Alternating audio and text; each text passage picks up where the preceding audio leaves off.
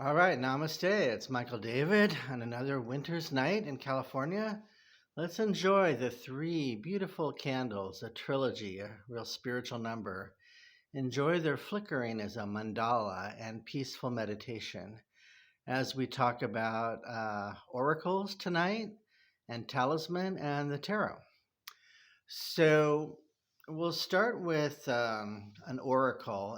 In the ancient Greek world, one would go visit a secret cave, and behind a door or glass there would be a god or goddess who would dispense wisdom as a puzzle or a little phrase, and you would interpret it as a spiritual gift and take the meaning of it, and it would help you guide your life. But there's another interpretation of the word oracle, and that is a thing or an object or a person that, or an animal even, that can be used to convey a highly spiritual message. For example, a tarot card that would be pulled would be a thing, a card, and the symbol beyond it would be a highly significant spiritual message.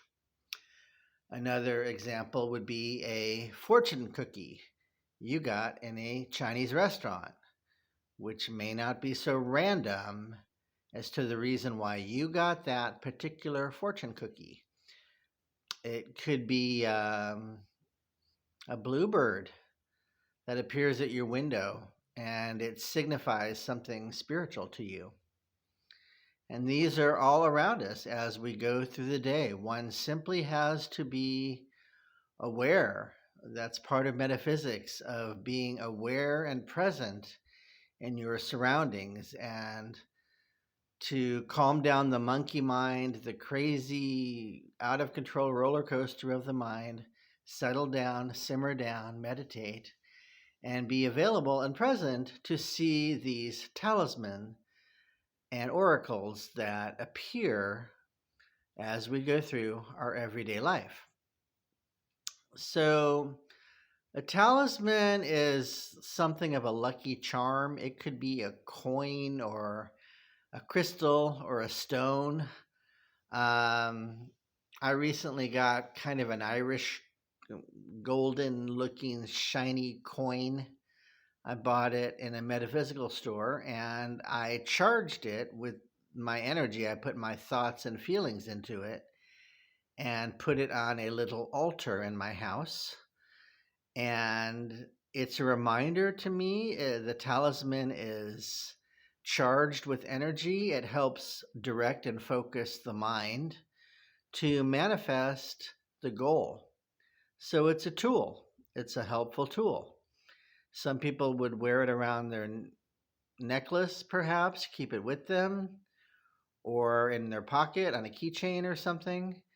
Um, it's a helpful gift that, once again, gives our mind focus for manifestation. So, we're going to go a little bit deeper into oracles, and as I mentioned, the example of the tarot. Now, I'm a sensitive interpreter of the tarot. I'm a tarot reader. I was trained by a gifted psychic, and that was, in my past, and I've gone on to a nicely successful career and hobby or what have you, and helping many people with complicated issues in their lives. And I lay out the spread, the oracle, and I give my message that has spiritual significance. So, what I'm going to do now is talk about a few of the cards so you can get a sense of how they work as an oracle. To my knowledge, tarot cards have been used all the way back until about 1400 AD in European gypsy type of situations, and I'm sure they go back much further than that. But there are decks from the 1400s in Europe. And I use the most popular deck, which is the Rider Waite, which has a pictorial key to the tarot, which corresponds to it. And there are majors and minors. So when I pull a spread, there's 22 majors that may come up. And that means it's a big issue, a big situation, like, for instance, a marriage or moving across the country or losing a job or somebody dying. It's a major life event or a situation. Going to winning a lawsuit, something big. And then the bulk of the deck, the 56 cards left, are the minors. And those are everyday issues that come up. For instance, a flat tire in a car, a small fight with your neighbor, losing your cat for 6 hours, you're a check bouncing at the bank. These are all the little ups and downs of weekly life. And it gives us advice on how to navigate these issues, the small as well as the large. So when I pull a spread, I'm always looking at how many majors are in this question and minors. It may be a really minor problem, and the client really doesn't even realize it. They may have magnified it heavily. Or they may have a minor issue, and I see a really big spiritual significance behind it. So spiritual work needs to be done on that issue. And within the 56 minor cards, there are 16 of those are known as court cards. And the way I was taught, that these are people or characters. They're either young children, which are the pages, young men or women, which are the knights, and mature women, which would be the queen, or feminine energy, men with feminine energy. And then a king would be a mature male, usually, or a female with a lot of male energy running through them in this lifetime. So I also read reversals. So if the card's upside down, it means it's really running the energy badly. Whatever the card symbolizes, it's running it badly. The situation is a problem and needs to be uprighted or fixed. So when I pull a spread of 6 cards, usually I look at how many are upright and how many are reversed. That's a big indicator to me of how to navigate the situation in the question. So we'll start with, I'll talk about a couple of the oracles, a couple of the majors. The first one is known as the Fool. It's kind of a dancing person in colorful clothing, running across a meadow, up a mountain. It's a beautiful card. It doesn't mean foolish or stupid, upright. It means you can look at any person dancing and laughing down a street on any given day, after school or on a summer day, and look at like a 14-year-old, kind of going down the street on a skateboard and laughing, and the innocence and the joy and the freshness of youth. That is the best way to encapsulate that. And the Fool starts out, and he has a lot of enthusiasm for life and excitement, he or she, and is ready for adventure, and he's got his little knapsack, and he's kind of bursting out, ready to go. And there's a lot of people every year that graduate high school and burst out into society and are ready for adult life. So that's the energy. Now, when it's reversed, then it becomes a stupid or foolish person or decision. Maybe someone who is going to take some strange powder at a party and they don't even know what the powder is. They just snort it or ingest it. They don't know what they're doing, or they're making a dumb decision, or they, go hiking in the wilderness and don't take water with them or a tent. I mean, these are foolish, dumb decisions. And a lot of times, younger people will do them more than older, wiser people just because older, wiser people have had more experiences. So it could be younger people doing this. But of course, any age, the person could pull up the card of the fool.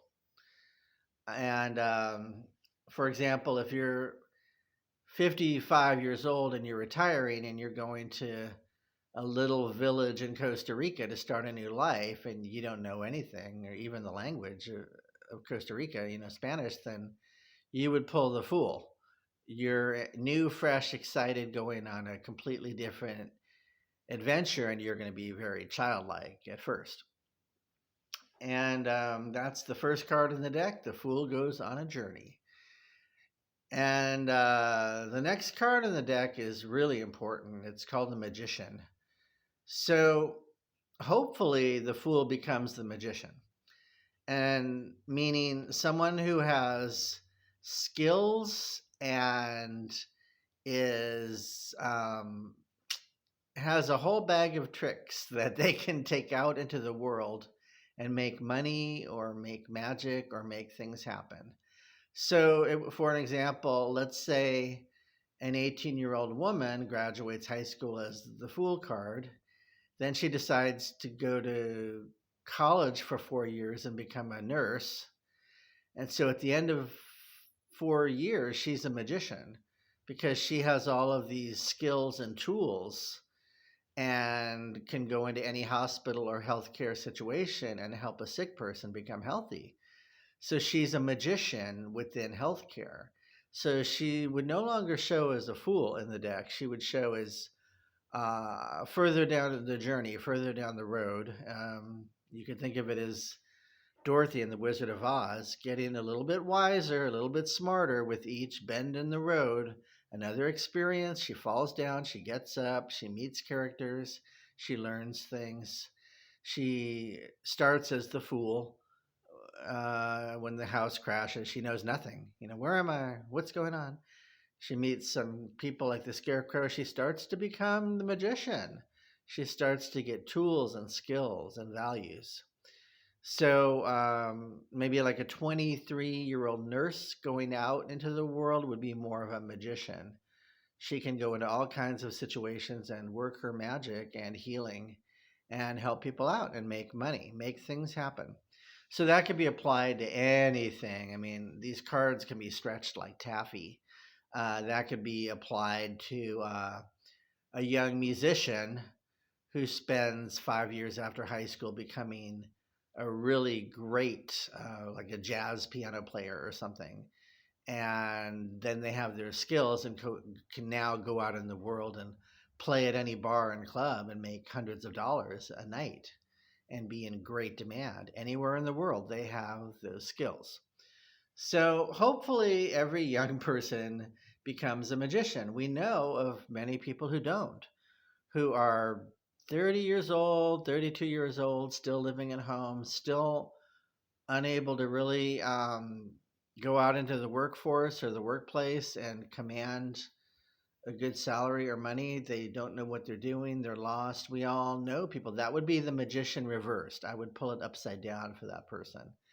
And then I would have to have a talk with them about, what are your talents? Why are you here on this planet? What's your dharma, your life's purpose? What are you good at? What's your passions? What's your joy? What are your hobbies? What do you spend time with? There's all kinds of careers. Let's say you're like boating, going in boats. Well, there's like 20 careers in the boating industry.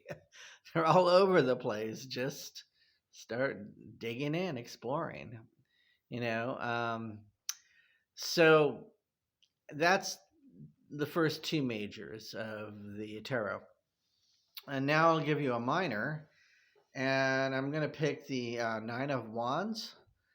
And the wands or the rods represent usually ideas or projects that you're doing. It's a little bit more of a masculine energy. It's like building a house or, um, climbing a mountain. So the Nine of Wands is kind of a character like putting up a wall of nine of them. And it comes up when you kind of need to be guarded and put up a little bit of a wall. Like, let's say you're going to a meeting with a lot of people that want you to invest money in a project and you don't really understand it or know much about it.